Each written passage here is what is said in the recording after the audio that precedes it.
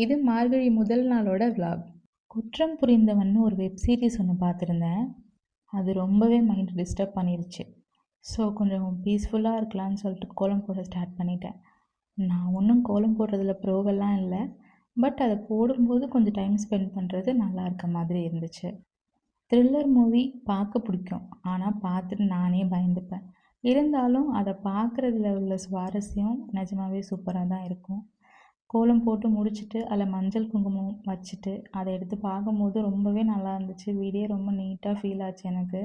எல்லோரும் ரெகுலராக பண்ணுறது தான், இருந்தாலும் நம்ம பண்ணும்போது நமக்கு அது எக்ஸ்ட்ரா ஸ்பெஷலாக தான் ஃபீல் ஆகும்.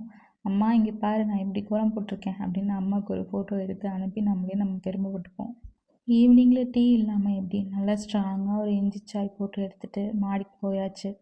மாடியில் ஈவினிங் டைம் ஸ்பெண்ட் பண்ணுறது எனக்கு ரொம்ப பிடிக்கும். அந்த பூ பூத்திருக்கிறது, இது நம்ம பறிக்கிறத விட அதிலேருந்து பார்க்குறதுல தான் எனக்கு ரொம்ப பிடிக்கும். வால் டெக்கர் பண்ண ஒரு ப்ராடக்ட் ஒன்று வாங்கியிருந்தேன். அதை செட் பண்ணி பார்த்துட்டு இருந்தேன். இன்னும் கரெக்டாக அதுக்கு ஒரு ஐடியா கிடைக்கல. கிடைச்சோடனே அதை செட் பண்ணி வச்சிடணும்.